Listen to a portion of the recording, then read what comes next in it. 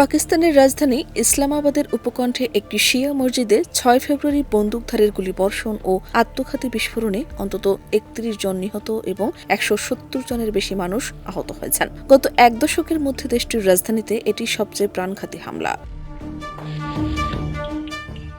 Islamic state is হামলার দায় স্বীকার করেছে।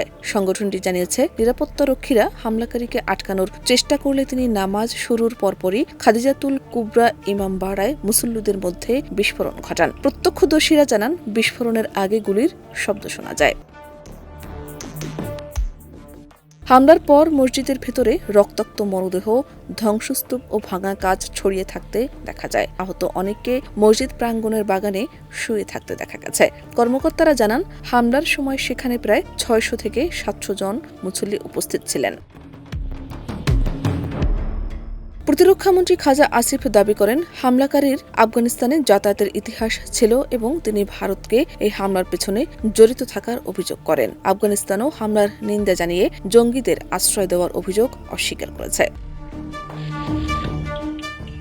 কর্তৃপক্ষ জানিয়েছে, এক বিদেশি রাষ্ট্রপ্রধানের সফরের কারণে হামলার আগেই রাজধানীতে কড়া নিরাপত্তা ব্যবস্থা নেওয়া ছিল। পাকিস্তানের সংখ্যালঘু শিয়া সম্প্রদায় অতীতেও আইএস সহ বিভিন্ন উগ্রপন্থী গোষ্ঠীর হামলার লক্ষ্য হয়েছে। যদিও কঠোর নিরাপত্তা বেষ্টিত ইসলামাবাদে এ ধরনের হামলা বিরল। শাহনাজ পারভীন, দেশ রূপান্তর।